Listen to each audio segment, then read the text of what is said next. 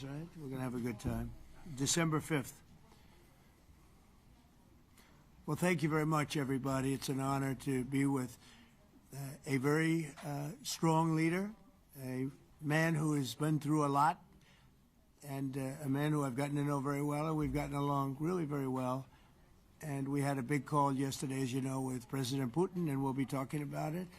President Zelensky of Ukraine has endured a lot. I mean, he really has. He's endured a lot, and we've endured it with him. To be honest, it's been a long time, and I think we're making great progress. So we're going to be talking about that today. We'll be talking about what took place yesterday with my phone call with President Putin. And I think that things are coming along pretty well. It began with Alaska, where I think certain guidelines were discussed, and we want to see if we can get this done. This was long ago into the Biden administration. I came here and we inherited this, and we'd like to see if we could finish it, end it. We want it ended. So many people have died in this war, and we're gonna get it ended. So I just want to thank you all very much. If you have a couple of questions, go ahead, please. In fact, before I do that, let me just ask the President to say a few words. Thank you, President. Pleasure. Glad to meet you again, Mr. President. Thank you very much for the invitation.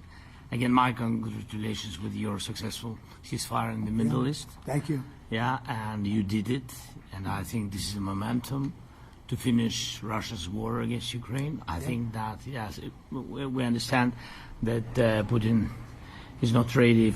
I think not ready, but I think that I'm confident that with your help we can stop this war, and we really need it. We see that they don't have successful steps on the battlefield, and it's good. I think that their army is weak now, but a lot of losses. They have a lot of losses, and in economy and people, and I think this is a very important moment. And I wanted to thank you, Mr. President, after our phone calls. Yesterday I had a good opportunity to meet with the big American energy companies, and they're ready to help us. Yes, after all these attacks on our infrastructure, Russian attacks, and etc. And I had also meetings, thanks to your team. We had meetings with a good military companies. We spoke about air defense, and I want to share it after with details where we are. Thank you. Thank you so much. Thank you very much. Mr. President. Very good. And I think it looks beautiful in his jacket. Yeah? It's beautiful. I hope people notice. It's actually very stylish. I like it. President Trump. Yeah, please, go ahead. Under the Biden administration, the White House was fearing of a possible escalation. They were not allowing the Ukrainians to strike into Russia, fearing of this escalation. Yeah. Would your administration allow Ukrainians to strike deep into Russia? We're going to be talking about that. That's something we'll be talking about. You're right. It's an escalation, but we'll be talking about that. Mr. President. Mr. President Zelensky joined you in Hungary to meet President Putin. Because it's a leader that we like. We like Viktor Orban. He likes him. I like him. It's a country that's a safe country. He's done a very good job. He's been a very good leader in the sense of running his country. He doesn't have a lot of the problems that other countries have. And so we've decided that we'll be going to be with Viktor Orban, and I think he'll be a very good host. President Trump. President Trump. President Trump. Right here. It's President Trump. Hungary, yeah. We're doing Hungary, yeah. With Putin, trilateral meeting, or is it just you and Putin? To be determined, but I would say most likely it's going to be a double meeting. It'll be a double meeting, but we will have the President, Zelensky, in touch. There's a lot of bad blood with the two presidents, and I'm not speaking out of turn when I say it. It's a very difficult situation. You know, we just settled the war, and after thousands of years, I guess. People say anywhere from 500 to 3,000 years, and I was in rooms, as you saw, because you were with me, a lot of you were with me last week, with leaders that didn't like each other, but they were able to get along. These two leaders do not like each other, and we want to make it comfortable for everybody. So one way or the other, will be involved in threes, but it may be separated. President Trump. Mr. President. President Trump. Doesn't agree to peace in Hungary. Was he what? Where are you from? From Ukraine. He actually had a Okay, good. conversation with me Good, in yeah. Ukraine. What if President Putin doesn't agree to peace in Hungary? What do you do then? Do you have? Well, let's see what happens. I mean, what if? I think he will. I think that President Putin wants to end the war, or I wouldn't be talking this way. I think he wants to end the war. I spoke to him yesterday for 2.5 hours. We went through a lot of details. He wants to get it ended. I think that President Zelensky wants to get it ended. Now we have to get it done. President Trump. Kara Castronova from Lindell TV. And although I love asking you questions, today my question is for President Zelensky of Sure. Ukraine. Go ahead, please. Thank you. Our President Zelensky, President Trump, just brokered a peace deal in the Middle East that all Americans, both sides of the aisle, are very proud of. But to meet that deal, both sides had to make concessions. Our president has stuck out his neck in many ways to make a peace deal for your war as well. What specific concessions are you willing to make to end this war with Russia? Will you give up joining NATO? Americans have foreign war fatigue, and our president, as he said, we need our tomahawks too. To me. Yes, you, Okay. President Zelensky. Thank you What very much. concessions will you That's some question, right? So many Thank questions you. in one. Thank you very much for your question. First of all, I think we need to sit and speak. The second point, we need ceasefire. Even now, you see in the Middle East, it's very difficult to hold ceasefire. Everywhere, in every war, it's very difficult. We want peace. Putin doesn't want. That's why we need pressure on him. We will speak with President today what we need. We understand what we need to push Putin to negotiation table. And as I said previously, so we are ready to speak in any kind of format, bilateral, trilateral, doesn't matter. Matter just peace. This is important. And we don't speak about NATO or NATO. For Ukrainians, it's very important. Of course, it's our decisions of allies to decide where we are. But are you willing to give up Yes, joining but the NATO? most important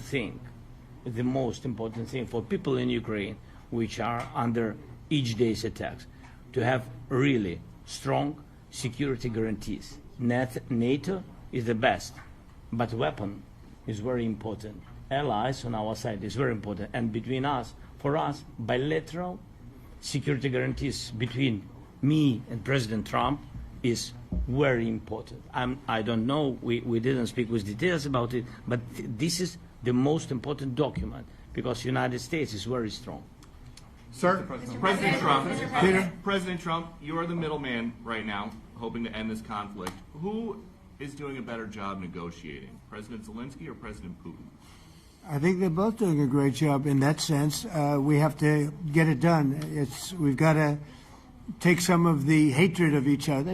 They don't like each other. I say that in front of President Zelensky, but I say it in front of President Putin too. They have tremendous bad blood. It's really is what is holding up, I think, a settlement. I think we're going to get it done, and we have to make it long-lasting. As I said in the Middle East, everlasting, right? Everlasting.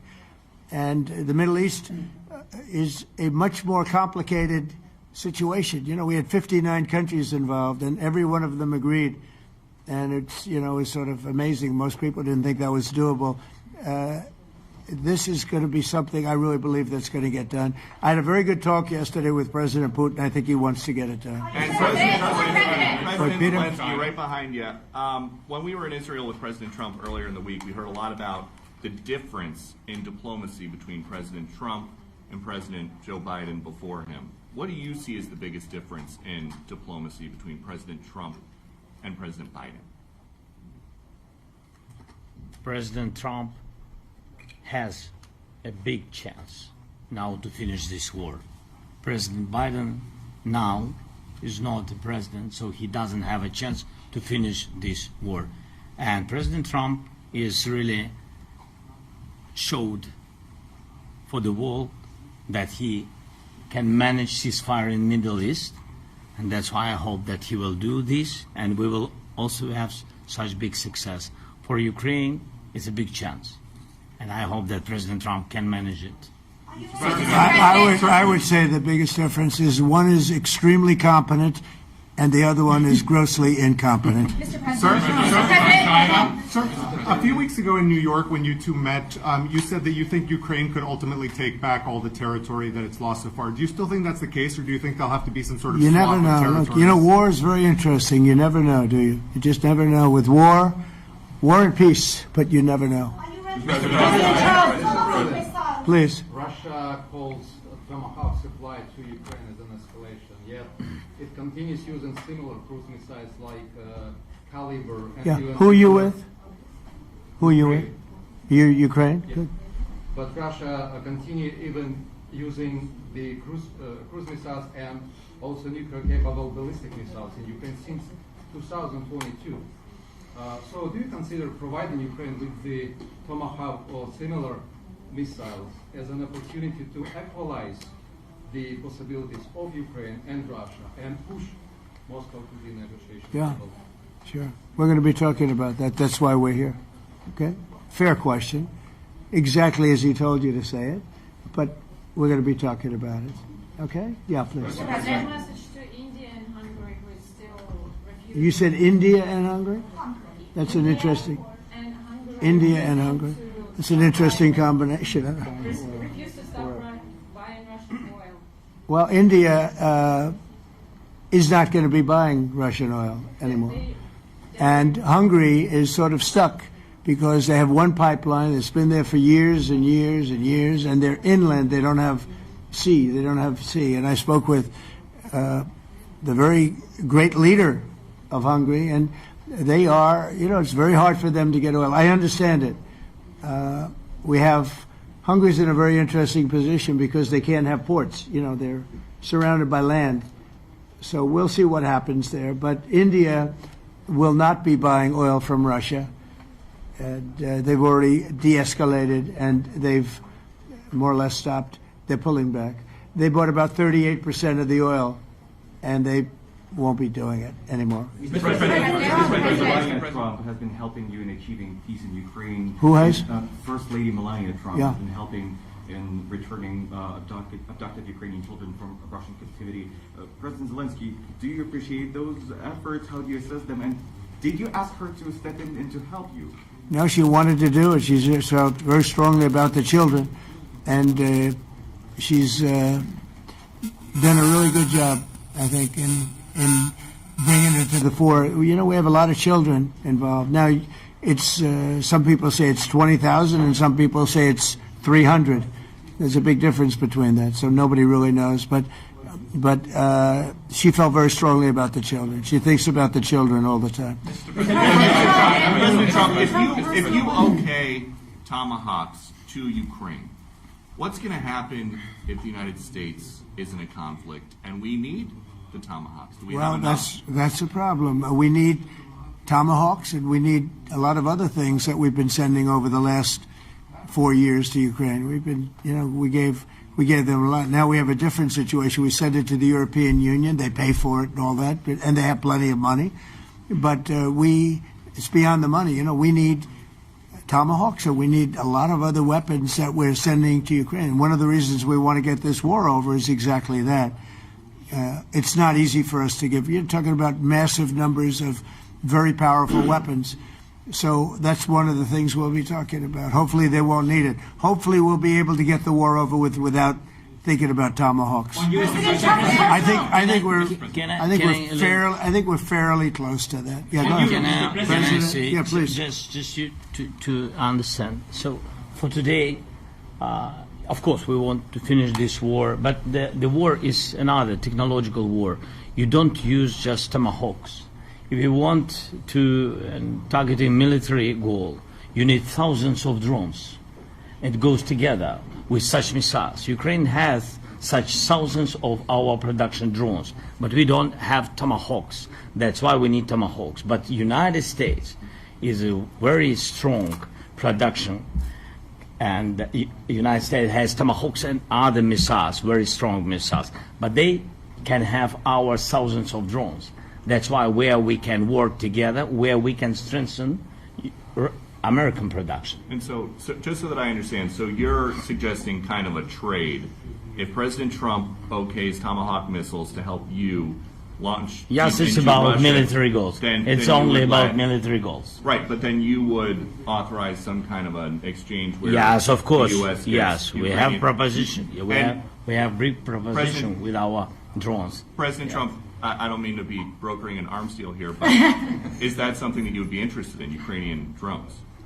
We are, yeah, we would. We have a lot of drones right now. We build our own drones, but we also buy drones from others, and they make a very good drone. I mean, drone warfare has really come to the fore over the last couple of years because of this war. I will say, there's nothing like the jets. You know, we knocked out a lot of drones in Israel. We were knocking them out for Israel, and we were doing it with extremely fast and powerful jets, following the drones and knocking the hell out of them. So, you know, we know a lot about the drones, and we know a lot about the great jets, the great ones. The ones, well, and the B-52s, which were totally they were stealth. They were undetectable. So we have a lot of different weapons. And, you know, I have an obligation also, though, to make sure that we're completely stocked up as a country, because you never know what's going to happen. In war and peace, right? You never know what's going to happen.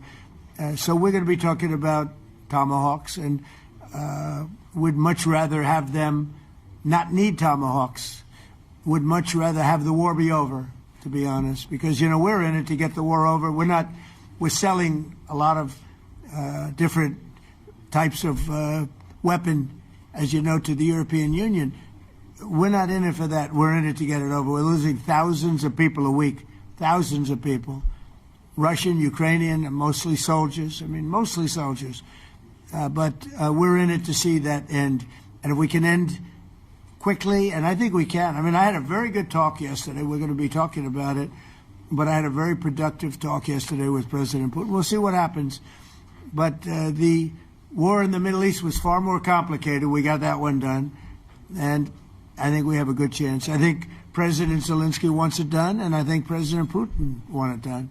Now all they have to do is get along a little bit. Can you give us an update on the trade negotiations with China, or perhaps Secretary Best? Yeah, I will, and I'm going to let Scott do that. But I think we're doing very well. I think we're getting along with China.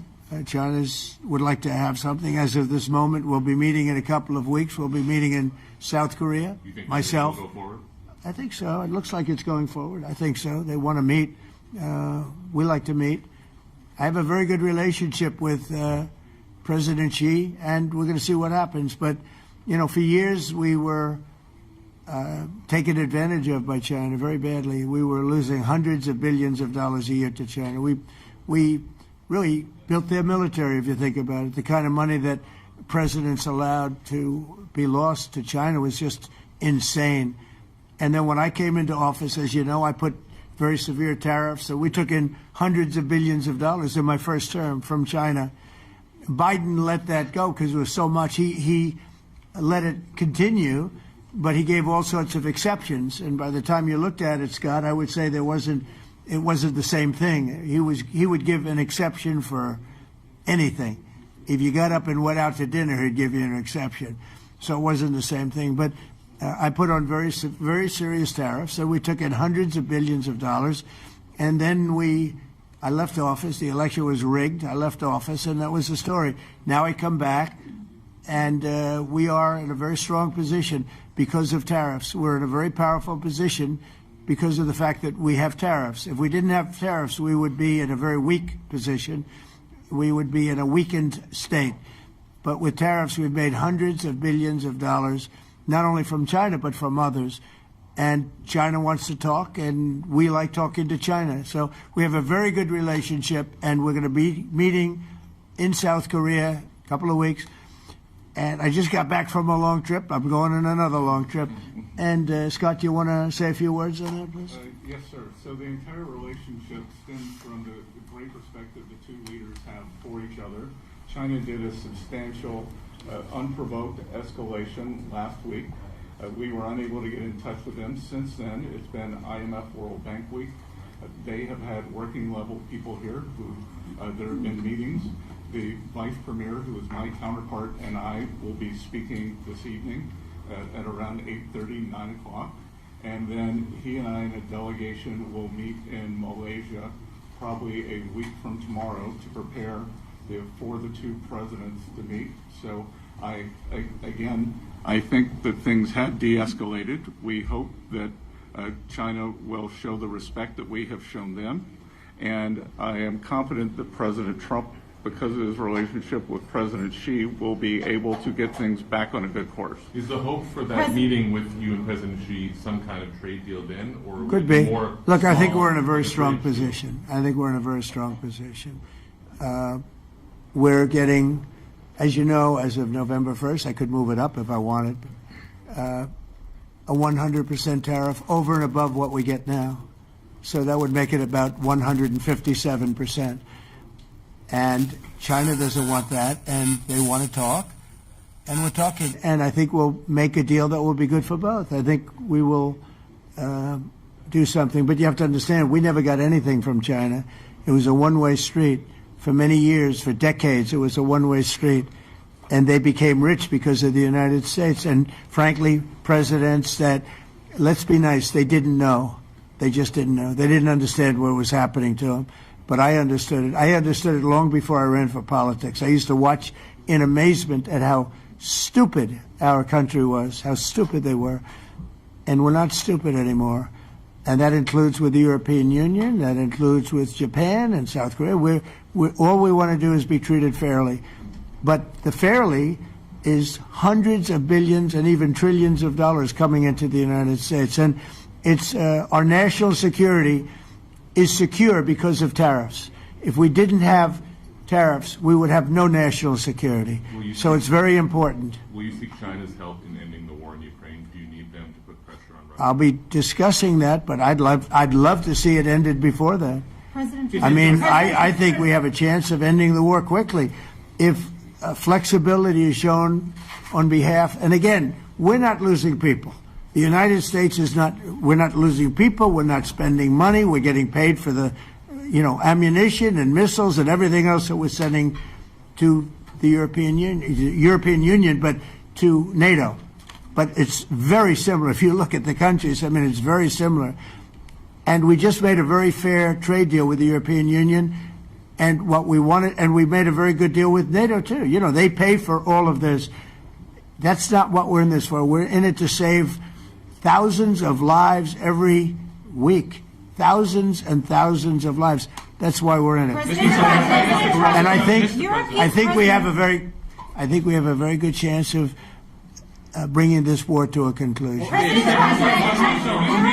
President, and your cabinet has done honestly an excellent job. I think that a lot of people could agree to that. Thank you. I'm speaking as someone who lost my father in a war, so I know the human cost.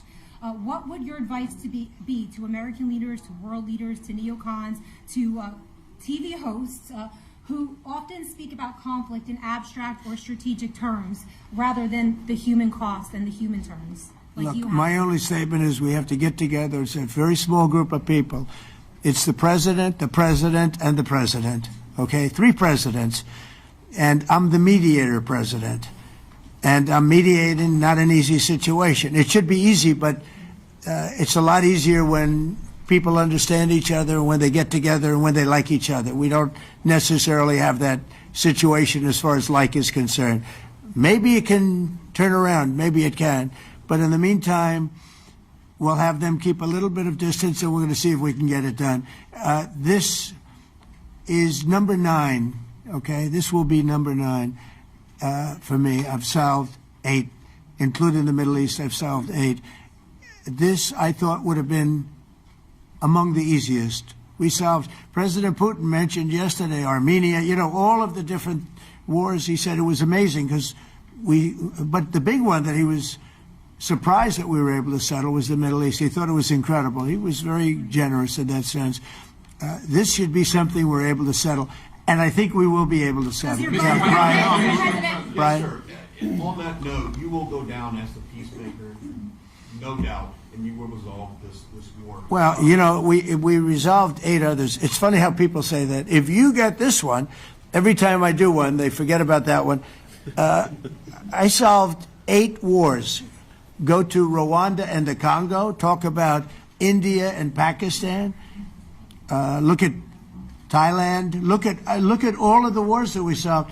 And every time I solve one, they say, if you solve the next one, you're going to get the Nobel Prize. I didn't get a Nobel Prize. Somebody got it who's a very nice woman, very nice. I don't know who she is, but she was very generous. So I don't care about all that stuff. I just care about saving lives. But this will be number 9. But every time I solve one, they said, sir, if you solve one more, you're going to be known as a peacekeeper. So to the best of my knowledge, we've never had a president that solved one war. Not one war. Bush started a war. A lot of them start wars, but they don't solve the wars. They don't settle them. And especially when they have nothing to do with us. I guess just about all of these wars had nothing to do with us. But I saved tens of millions of lives. The Prime Minister of Pakistan said, I saved millions of lives in interceding on Pakistan, and you look at Pakistan and India as an example. That would have been a bad one, 2 nuclear nations, right? So I say this, this is pretty much the last one, although I do understand that Pakistan attacked, or there is an attack going on with Afghanistan. That's an easy one for me to solve if I have to solve it. In the meantime, I have to run the USA, but I love solving wars. You know why? I like stopping people from being killed, and I've saved millions and millions of lives, and I think we're going to have success with this war. Wait, please. This, President Zelensky, this is your 3rd time over here. Oh. And by the way, you look excellent. Thank you, sir. Thank you. For you, by the way. This is your 3rd time here. How different sitting across from the president is this time versus the 2 previous times here at the White House, and how confident are you hearing the success rate of solving these prior wars that he can get this war solved? First of all, about suit. The same suit because the same president. It's very simple. The next president will have another suit. Yes. About our relations with President Trump, I think we have important dialogues, and I think we begin to understand each other. Yes, and I know that President is briefed very well about situation in the battlefield, and he knows a lot what's going on the battlefield in Ukraine, and I think it really helps when you know a lot of things, a lot of details about one or another war. It helps a lot, but we are still in war, and I hope we can manage. You have been hearing that there are some countries that are not meeting their commitment. You pointed out Spain. They said that it's impossible. No, Spain has not come through. No, Spain has not been loyal to NATO. Spain has been, they're the only one. Everyone went up to, as you know, I mean, you were at 2% and they all went up to 5%, but Spain disagreed with that. I think Spain should be reprimanded for that. I think it's very bad that they did that, but that's up to them. That's up to NATO and Spain. They cannot be expelled from NATO. Can they or not? They cannot, according to the treaty, but they also claim that they are protected by the European Union umbrella for trade. Well, the other people, many of the other countries are in the European Union too. They're not complaining, right? President Zelensky tell you that Putin is serious. That's of interest. Mr. They're protected by Yeah, please go ahead. Thank you, Mr. President. Do you think you can carry the momentum from the Middle East deal over to this deal? And if I do. So, how does that move the needle? Yeah, I do. I think we carry a lot of momentum, a lot of credibility. Getting Middle East done was very important. Nobody thought it could be done. That was one nobody thought could be done, and we got it done. And a lot of that was the big hit that we put on Iran with respect to the nuclear. They took that was an unbelievable military maneuver, the B-2s, and many other planes involved, by the way, but the B-2s. Yeah, I think nobody expected that to happen, and you know we had 59 countries involved, and these were countries very diverse. You had Arab, Muslim, Jewish. You had every country, Christian. You had every country, and many countries involved, and we got that done. And we got it done pretty swiftly after we after we set the table properly. We had to set the table properly. This should be one that we get done. And I think the table is set properly here now, too. And it'll be a great honor. It'll be a great honor to get it done. And the Ukrainian people are great, and the Russian people are great. And obviously they have much in common, as we understand. They have a lot in common. So it'll be a great honor to get it done. On Venezuela, there are survivors from your latest boat strike. What happens to those survivors? Well, I'll ask Marco to discuss that possibly. Yeah, it's well known there's an ongoing narco-terrorist operation the United States has been conducting. As far as details of any recent strikes, we're not prepared here to announce all those details, but you'll get that information here very shortly. And how are there survivors when these are meant to be lethal attacks? Yeah, again, I mean, we're undertaking these operations against narco-terrorists. That's what these are. These are terrorists. Let's be clear. And but as far as the details of any recent operations, when we are prepared to announce those, we will, as the president has consistently done. So you may get something on that later today. Let me ask you, that was in a submarine, right? We attacked a submarine, and that was a drug-carrying submarine built specifically for the transportation of massive amounts of drugs, just so you understand. This was not an innocent group of people. I don't know too many people that have submarines, and that was an attack on a drug-carrying, loaded-up submarine. Yeah. On Putin, is it your belief, as Mr. Zelensky said yesterday, that the threat of tomahawks and costs, as Secretary Hicks put it, is that bringing him to the table, the fact that it's kind of a carrot and stick? I don't know what's bringing him to it. I think he wants to make a deal, that's all. I can't tell you what's bringing him. Sure, that's the threat of that is good, but the threat of that is always there. Tomahawks are very dangerous weapons. They're incredible weapons.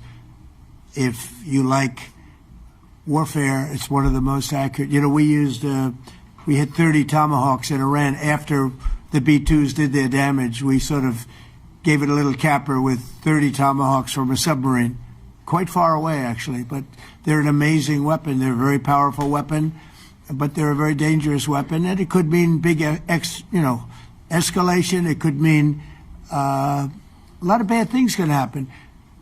Tomahawks are a big deal. But one thing I have to say, we want Tomahawks also. We don't want to be giving away things that we need to protect our country. We have a very strong country right now. We have a strong military. We have the greatest military in the world. We have the greatest weapons in the world. I want to get this war over. Okay? Putin-Trump tunnel to connect Russia and Alaska. Are you interested? I just heard about it. A tunnel from Russia to Alaska. I just heard about that one. That's an interesting one. We'll have to think about that. I hadn't heard that. We just did a nice road in Alaska that's going to get us to a lot of minerals, and we have a piece of it, a good piece of the ownership because of the fact we made it possible. But this came up yesterday, a tunnel from Russia to Alaska. That's an interesting. What do you think of that, Mr. President? Do you have any ideas? How do you like that idea? I'm not happy with this. I don't think you're going to like it. I don't think he liked it. I don't think he liked it. President Trump, do you think that Vladimir Putin, do you think that Putin's your gut instinct? Well, we had a senator that wanted, remember, from Hawaii, she wanted a tunnel from the mainland to Hawaii. And she said, well, we can't do that, so we're going to build a railroad to Hawaii. Do you remember? She's a current sitting senator, a Democrat. She wants a railroad to go to Hawaii, right? You know who that is, right? She's another beauty. President Trump, on Putin, your gut instinct. Yeah, please. On your meeting with Putin, aren't you concerned that maybe the Russian president is trying to buy himself more time? Yeah, I am. But, you know, I've been played all my life by the best of them. And I came out really well. So it's possible, yeah, a little time. Is your gut instinct it's all right. But I think that I'm pretty good at this stuff. I think that he wants to make a deal. I made 8 of them. I'm going to make a 9th. I think he wants to make a deal. Do you consider Russia to be a paper tiger? Do you think, judging by the state of its economy? Well, I think that he should have won the war in a week. Yeah, I do think. And if we didn't give the anti-tank missiles, as you know, the javelins they call them, They got stuck in the mud. They would have been in Kiev very quickly. They were heading to Kiev. So, in war, you have a lot of luck, too. People, weather has won war, and the cold and the heat and all things take place in war. But that was a very interesting moment when the tanks started rolling and some brilliant general said, let's go through the mud instead of going down the highway, right? So they got a little bit lucky. But you know where they really got lucky? I gave javelins. That wasn't given by Barack Hussein Obama. He gave them sheets. There's a statement. Obama gave them sheets and I gave them the javelins. And the javelins are a devastating weapon. And that wasn't given by Obama. That was given by, because at the time it was Obama. That was given by me. So it was like one of those things. And you had hundreds of them. They're a devastating weapon. We have a lot of devastating weapons. I'd rather not use them. But that was a big moment. When the tanks got stuck, they got stuck. And call it luck or call it talent. I'm not sure what you'd call it, but it was a big moment in time. Do you think Democrats will give you credit? Do you think Democrats will give you credit when you finally end this war, like they did with the war in the Middle East? And I think right now the Democrats are really damaged, mentally damaged. They want to take $1.5 trillion with a T, $1 trillion, and give it to people that invaded our country. They came into our country illegally, from prisons, from mental institutions, gang members. They want to give them health care and take it away from our citizens. We're not going to do that. $1.5 trillion. They want to destroy. They want to destroy our health care system. We're not going to let that happen. Have you authorized CIA operations in Venezuela as part of? Well, I wouldn't say that, but some interesting things are happening around the world. I'll say that. Mr. President, it has been reported that Maduro offered everything in his country, all the natural resources. He even recorded a message to you in English recently, offering mediation. What should we do in order to stop that? He has offered everything. He's offered everything. You're right. You know why? Because he doesn't want to fuck around with the United States. Thank you, everybody. Thank you. Thank you, everybody. Thank you, guys. Thanks, guys. Let's go. Start moving. Thank you, guys. Let's go. Thanks, guys. Thank you, press. Thank you, press. Thanks, President Trump. Thank you, Peter. Good job. Thank you, guys. Thank you, press. I don't know, join us if you'd like.